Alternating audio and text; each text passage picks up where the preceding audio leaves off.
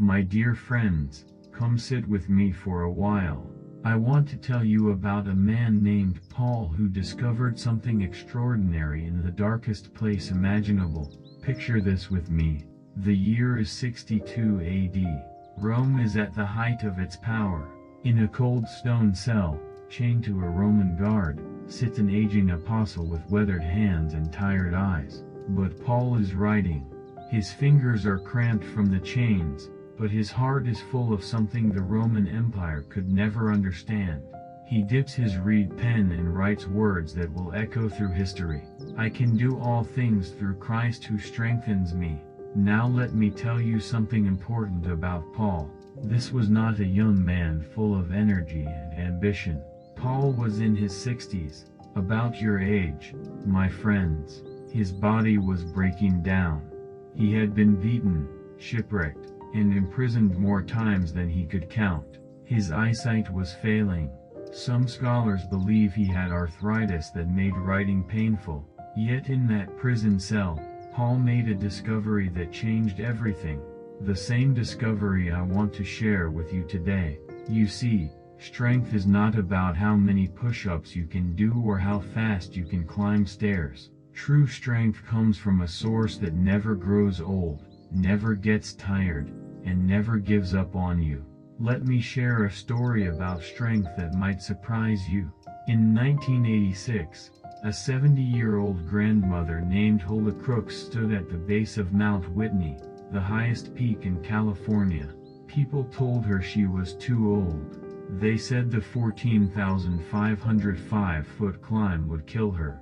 Hulda looked up at that mountain and said something remarkable.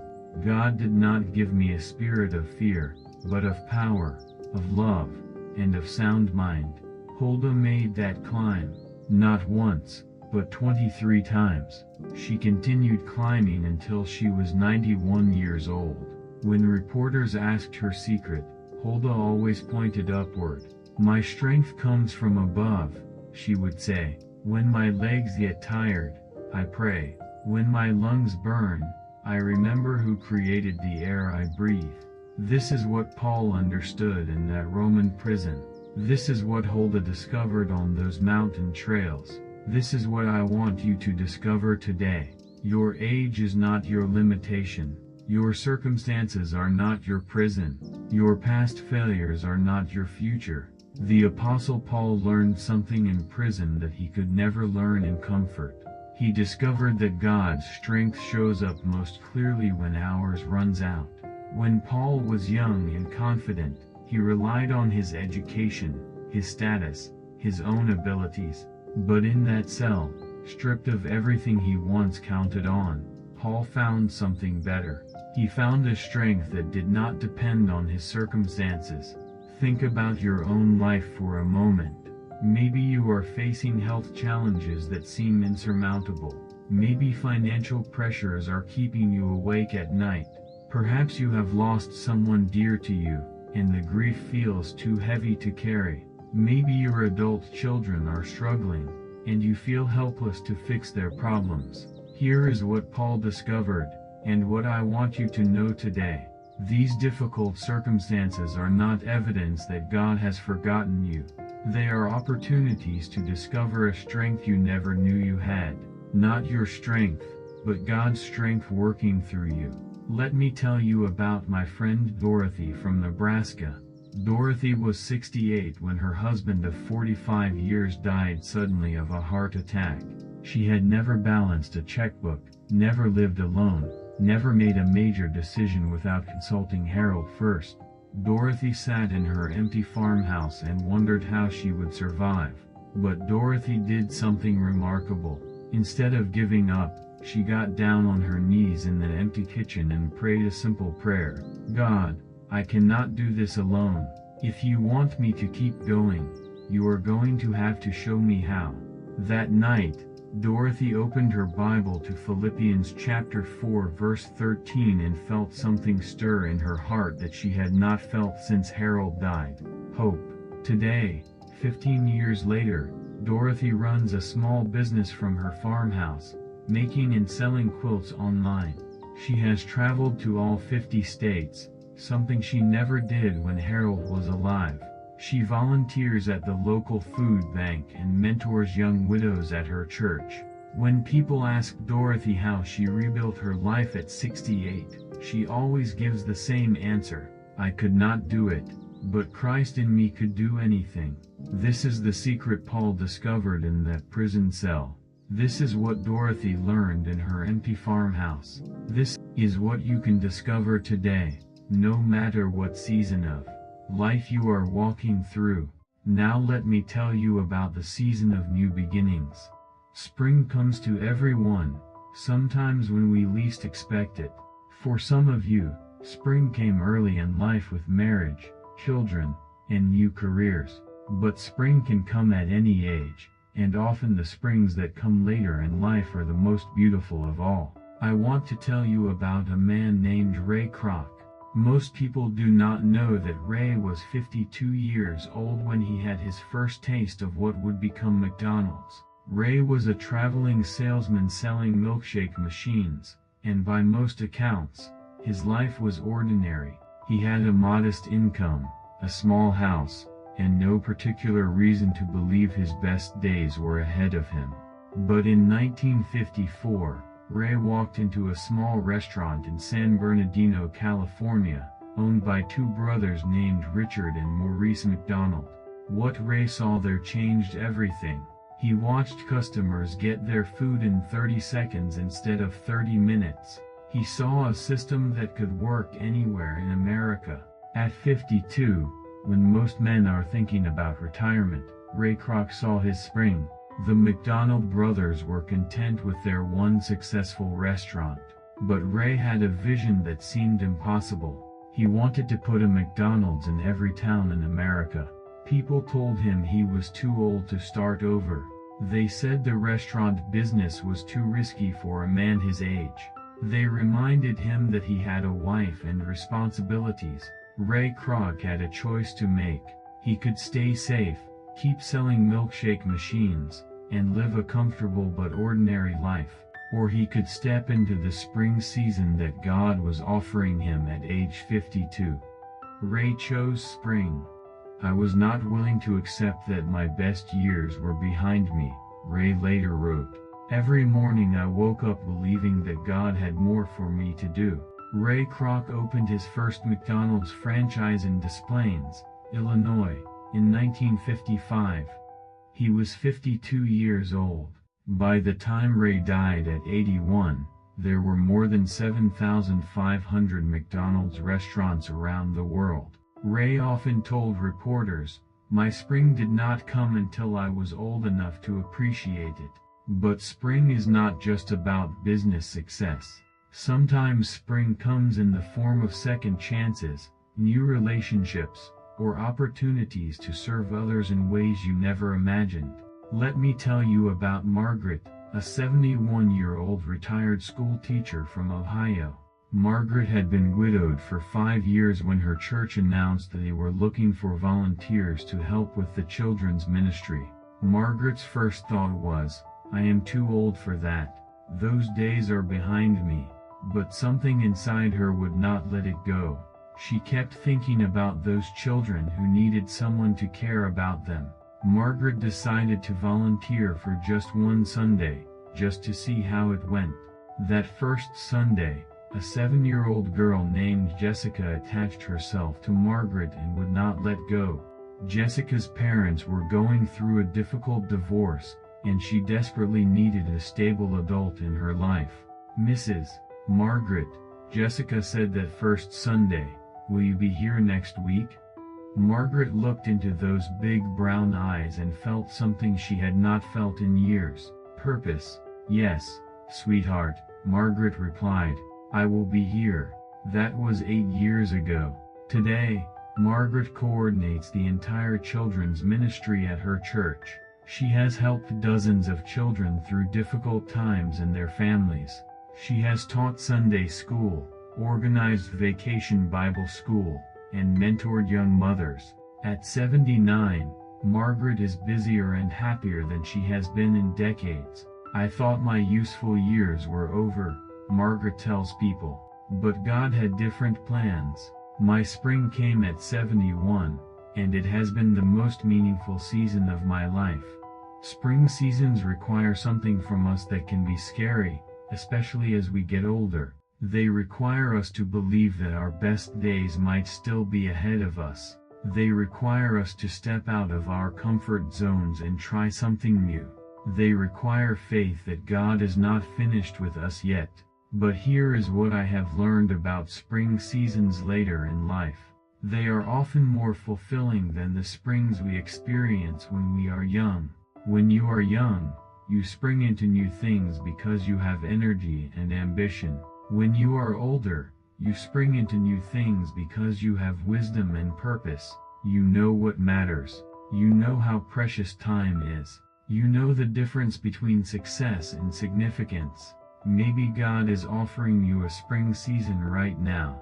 Maybe there is something you have always wanted to do, somewhere you have always wanted to go, someone you have always wanted to help.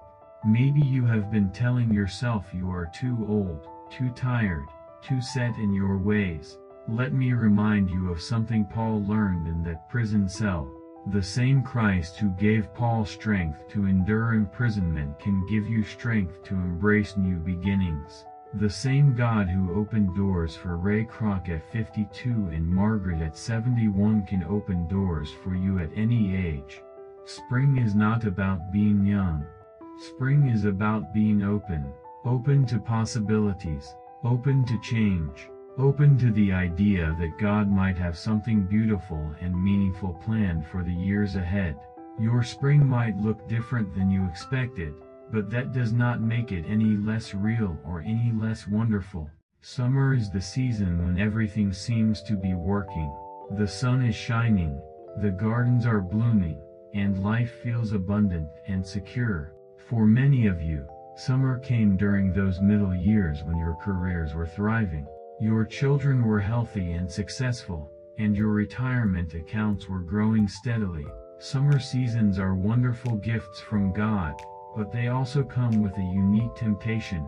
When life is good, when our health is stable, when our finances are secure, it becomes easy to forget where our strength really comes from. We begin to think we have earned our blessings through our own wisdom and hard work. Let me tell you about a man who understood both the blessings and the dangers of summer seasons. His name was J.C. Penney, and by 1929, he owned 1,400 department stores across America. J.C. was worth about $40 million, which would be more than $600 million today.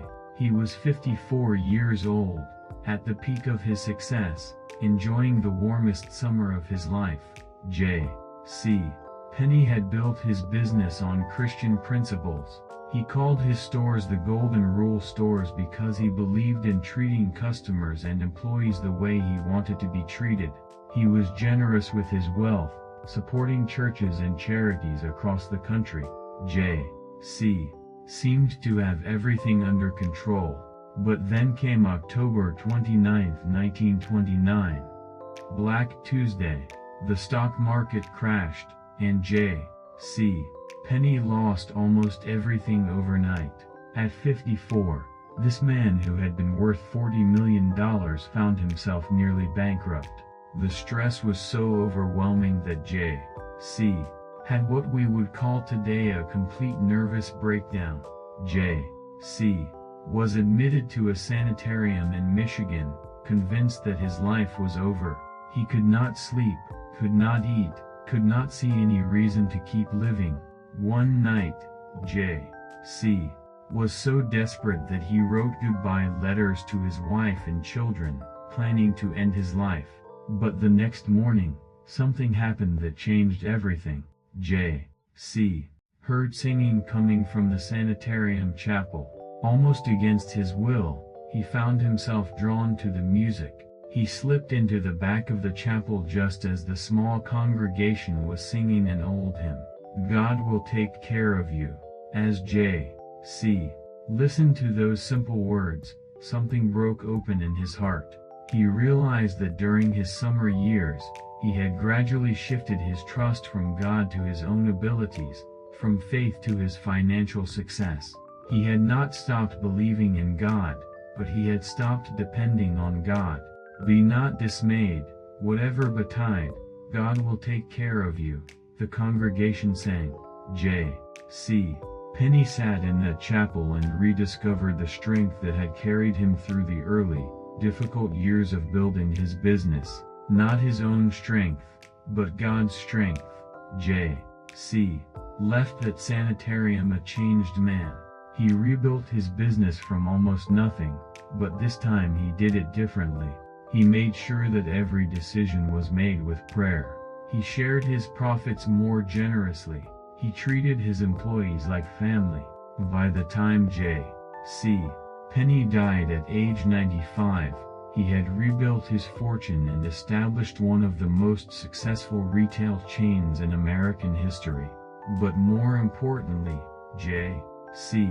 never again made the mistake of thinking his summer seasons were the result of his own strength alone. I learned that success without God is the most dangerous kind of failure, J.C. wrote in his autobiography. True strength comes from above, whether we are in the valley or on the mountaintop.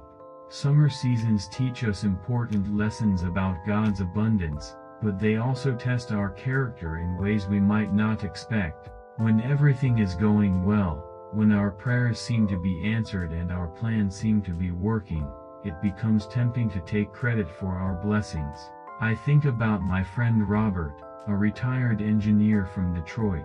Robert worked for General Motors for 35 years, during some of the company's most successful decades. He was well paid, well respected, and able to provide a comfortable life for his family. Robert bought a nice house in the suburbs, sent his 3 children to good colleges, and saved enough for a secure retirement.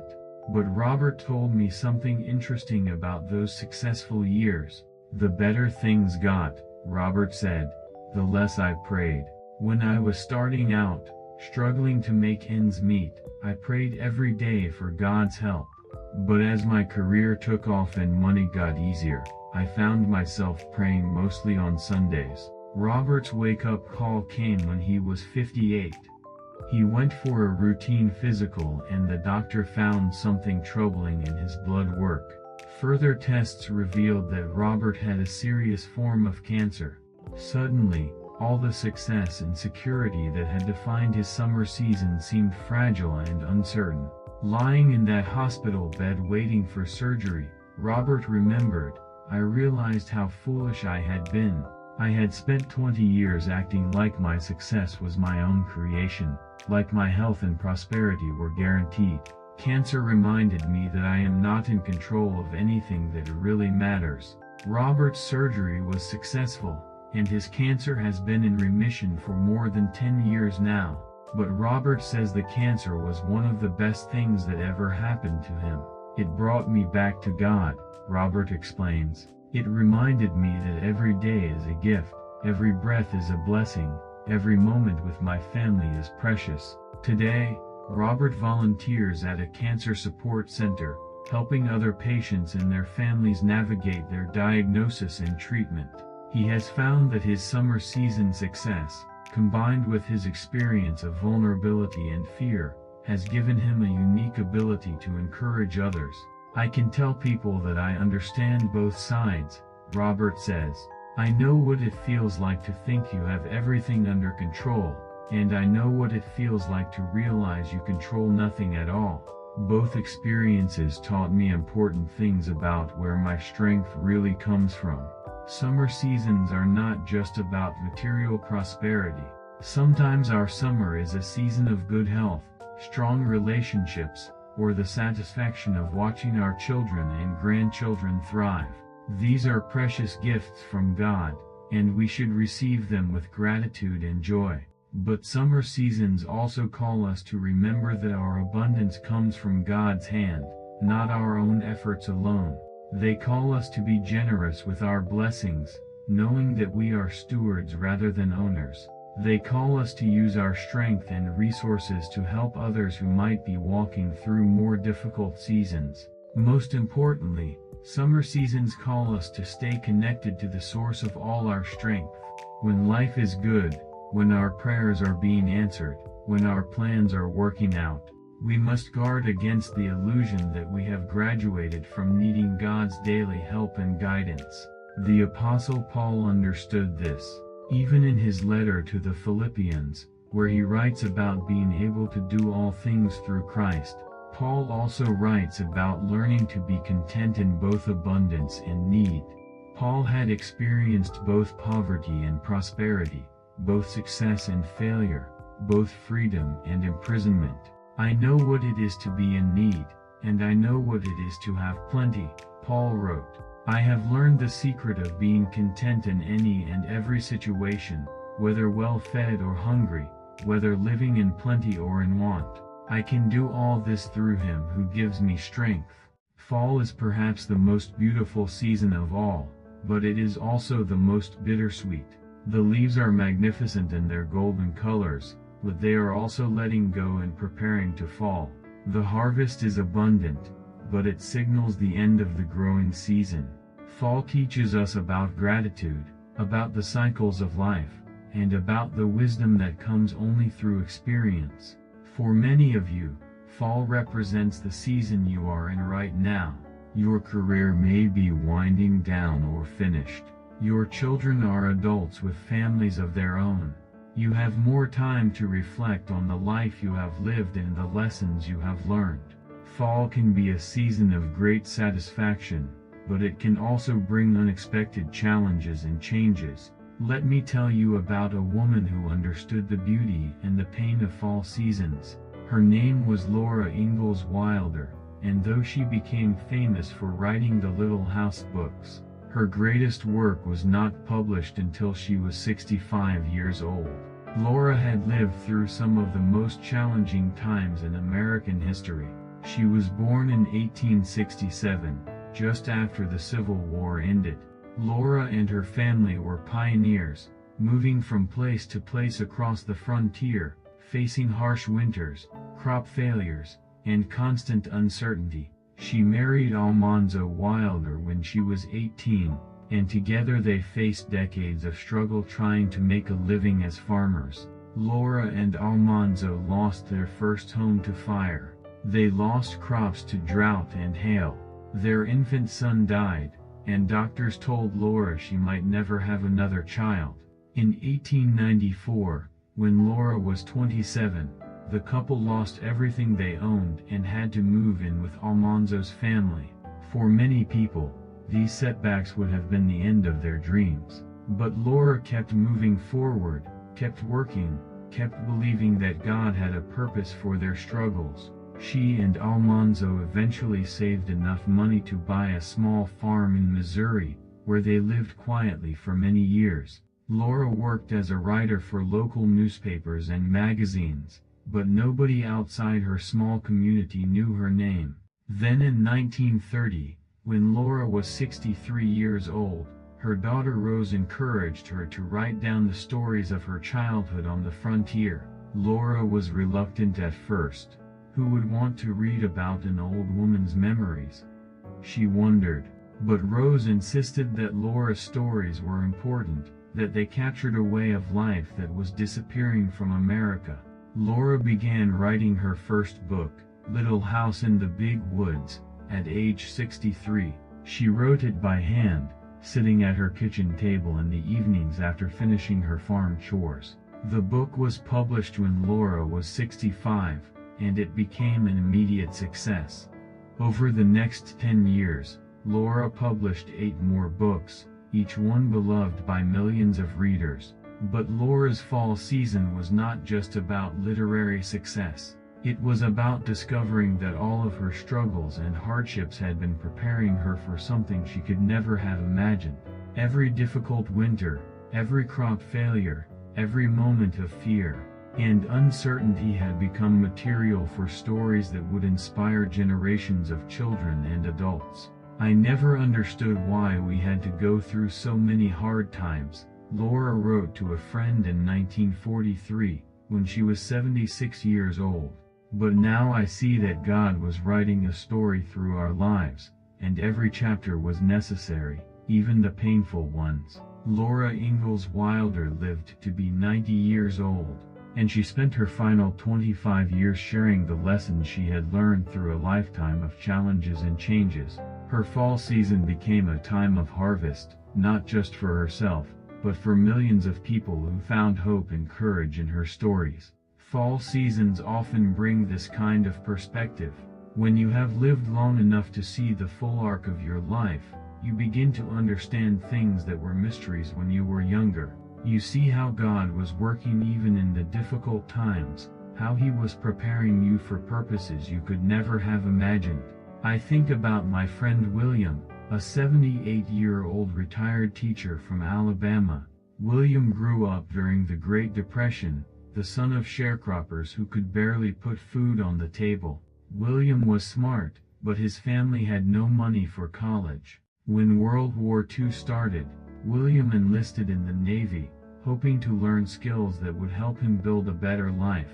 William spent 3 years in the Pacific Theater, participating in some of the most dangerous missions of the war. He saw friends die, witnessed terrible destruction, and came home with memories that would haunt him for years. I was angry with God for a long time, William admits. I could not understand why He had allowed me to see such horrible things. After the war, William used his GI benefits to attend college and become a teacher.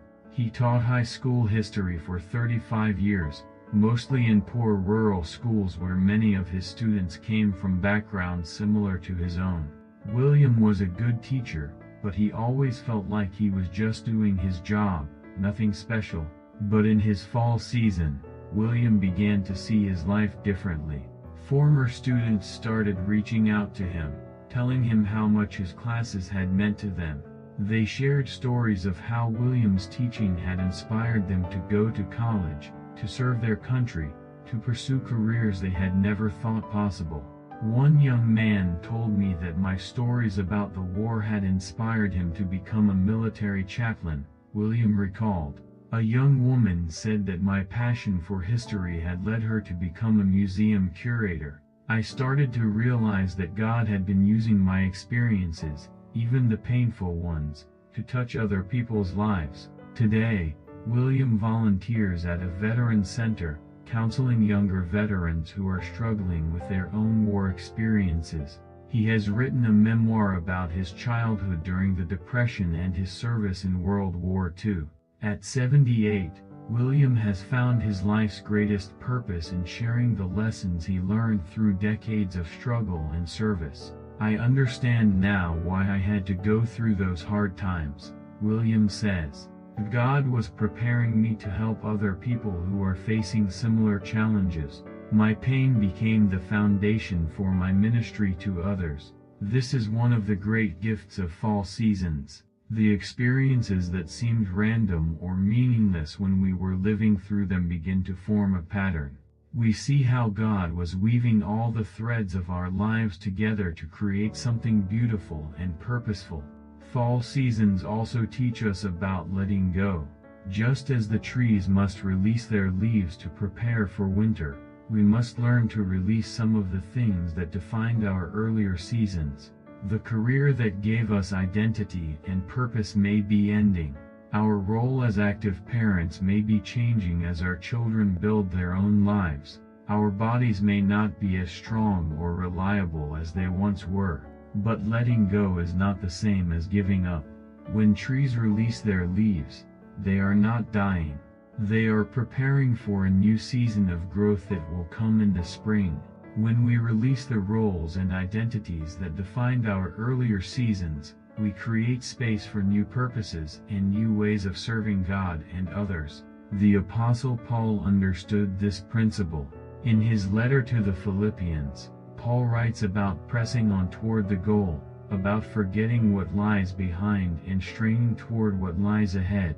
Paul was not a young man when he wrote these words. He had already lived a full and eventful life. But Paul refused to see his best days as being behind him.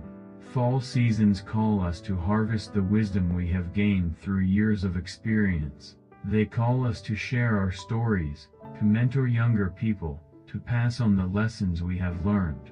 They call us to be grateful for the journey we have traveled, even the parts that were difficult or painful. Most importantly, fall seasons remind us that our strength has never come from our own abilities or circumstances.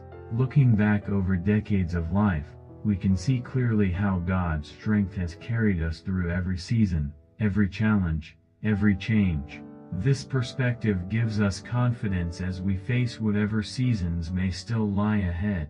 Winter is the season that tests everything we believe about God's strength and faithfulness. Winter strips away the comforts and securities that we rely on in other seasons. Winter forces us to discover what we are really made of, and more importantly, who we are really depending on for our strength and hope. Many of you are walking through winter seasons right now, or you have walked through them and carry the memories of those cold, difficult times. Winter might be the diagnosis that changed everything, the loss of a spouse after decades of marriage, the financial crisis that wiped out your retirement savings, or the estrangement from a child that breaks your heart every day. Winter seasons are not just about being older, though they often come more frequently as we age. Winter is any season when life feels harsh, uncertain, and beyond our control. Winter is when we are forced to rely on strength that we do not feel and hope that we cannot see. Let me tell you about a man who discovered God's strength in the deepest winter of his life. His name was George Washington Carver, and though he became one of America's most celebrated scientists, his early life was marked by poverty, racism, and abandonment that would have broken many people. George was born into slavery around 1864 in Missouri. When George was just a baby, he and his mother were kidnapped by raiders and taken to Arkansas. George was eventually found and returned to his owners, Moses and Susan Carver, but his mother was never seen again. George grew up never knowing his mother, never knowing his exact birth date, never knowing his father's identity. As a young black man in the 1880s, George faced barriers that seemed impossible to overcome. He was denied admission to college because of his race. He worked as a farmhand, a cook, and a laundry worker to survive. Many times, George went to bed hungry and woke up not knowing where his next meal would come from. But George had something that sustained him through these winter years. He had an unshakable faith that God had a purpose for his life, even when he could not see what that purpose might be. I love to think of nature as an unlimited broadcasting station, through which God speaks to us every hour, if we will only tune in. George would later write, George finally found a college that would accept him, Iowa State University, where he studied agriculture and botany. Even there, George faced discrimination and loneliness. He was often the only black student in his classes, and many of his classmates and professors treated him with suspicion or indifference. But George persevered, graduating with honors and earning a master's degree. In 1896, when George was about 32 years old, Booker T. Washington invited him to come teach at Tuskegee Institute in Alabama. George accepted, even though the salary was small and the conditions were primitive. At Tuskegee, George found his life's work, but it came with new winter challenges. The South was still deeply segregated and hostile to educated black men. George received death threats. White farmers refused to listen to his agricultural advice simply because of his race. The laboratory he was given was a leaky shed with no equipment and no funding. It was during those early years at Tuskegee that I learned my greatest lessons about depending on God's strength rather than my own. George later recalled, I had nothing but my faith and my curiosity about God's creation. Everything else had to come from above. Working with almost no resources, George began experimenting with crops that could help poor Southern farmers improve their lives. He developed hundreds of uses for peanuts, sweet potatoes, and soybeans. His research helped transform Southern agriculture and lifted thousands of farmers out of poverty. But George's greatest discovery was not scientific. It was spiritual. Through years of winter challenges, George learned to find God's strength in the midst of circumstances that would have crushed most people. Fear of something is at the root of hate for others, and hate within will eventually destroy the hater, George wrote. I had to learn to love my enemies, to find strength in forgiveness, to trust God even when I could not understand His ways. George Washington Carver lived to be nearly 80 years old, and his later years brought the recognition and respect that had been denied him in his youth. But George always said that his winter seasons, as painful as they were, had taught him the most important lessons of his life.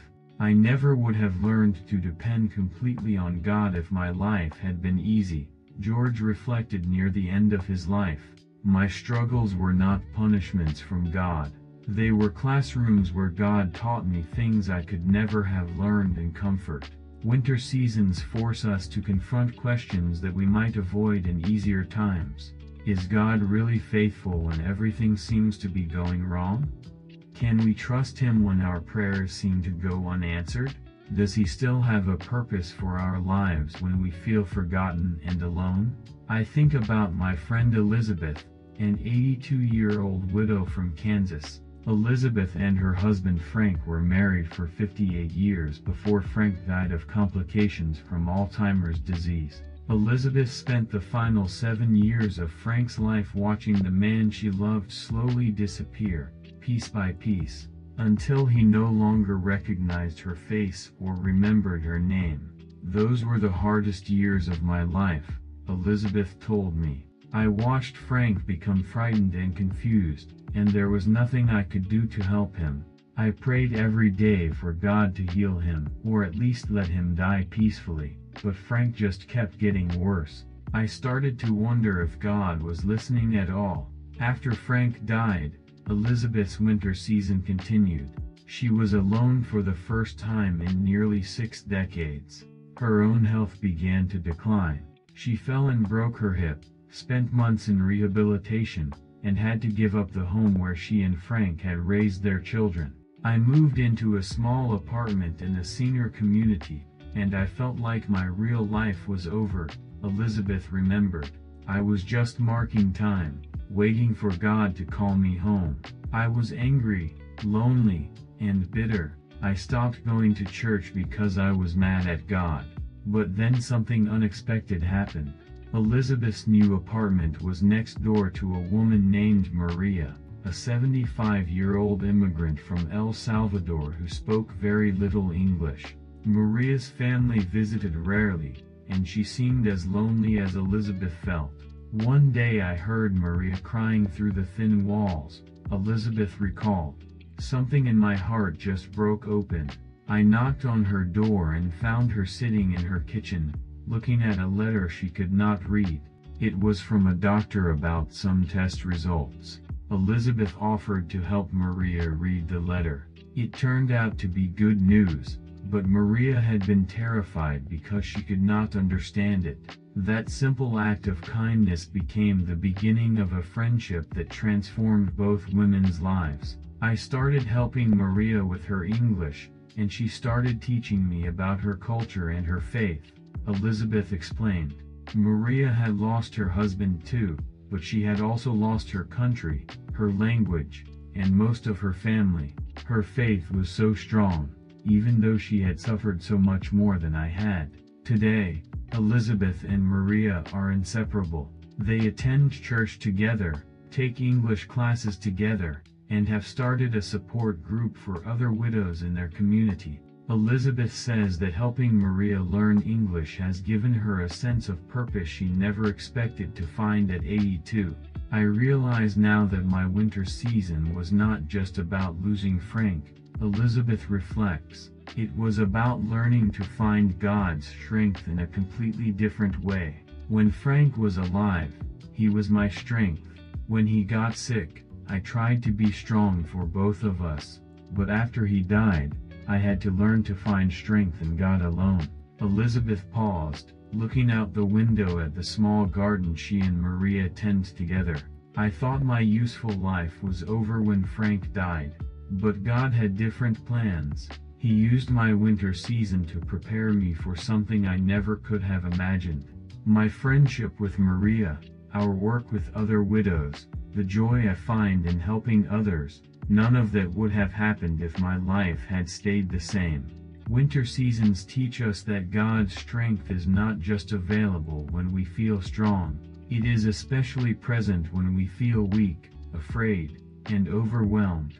Winter seasons strip away our illusions of self-sufficiency and force us to discover that our help comes from above. The Apostle Paul learned this lesson in his own winter seasons. When Paul wrote about being able to do all things through Christ who strengthens him, he was not writing from a place of comfort and success. He was writing from prison, facing an uncertain future, dependent on friends for his basic needs. Paul had learned something that many of us only discover in our own winter seasons. God's strength is not a supplement to our own strength. It is not something we add to our own abilities when we need a little extra help. God's strength is a completely different kind of power that shows up most clearly when our own resources are exhausted.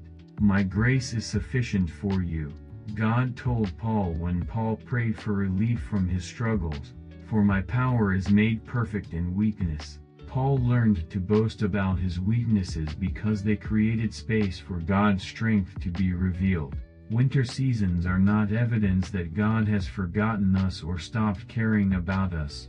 They are opportunities to discover a strength that we never knew existed, a peace that surpasses understanding, a hope that does not depend on our circumstances. If you are walking through a winter season right now, let me remind you of something important. Your winter is not your final season.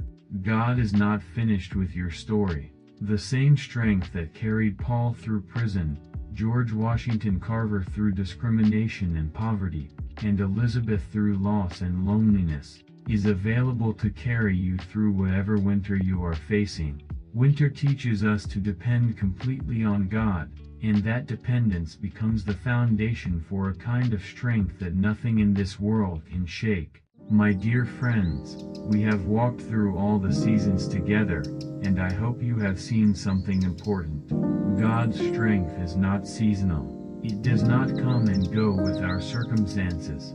It does not depend on our age, our health, our bank account, or our family situation. The same strength that sustained Paul in that Roman prison is available to you today. The same power that helped Ray Kroc start over at 52 and Laura Ingalls Wilder find her calling at 63 is working in your life right now. The same grace that carried George Washington Carver through discrimination and poverty and Elizabeth through loss and loneliness is sufficient for whatever season you are walking through. You see, Philippians chapter 4 verse 13 is not just a verse to quote when we need encouragement. It is a promise to live by every single day. Let me tell you what this promise means for your life today, no matter what season you find yourself in. If you are in a spring season, facing new beginnings that feel overwhelming, remember that the same Christ who gives you strength is already preparing the way ahead of you. He knows what you will need before you need it. He is equipping you with everything necessary for the journey ahead. If you are in a summer season, enjoying abundance and success, remember that your blessings come from above. Let your gratitude overflow into generosity. Use your strength to help others who are struggling. Stay connected to the source of all your good gifts, and never forget that you are a steward, not an owner, of everything you have been given. If you are in a fall season, harvesting the lessons of a lifetime, remember that your wisdom is precious to those who are just beginning their journey. Your stories matter. Your experience has value.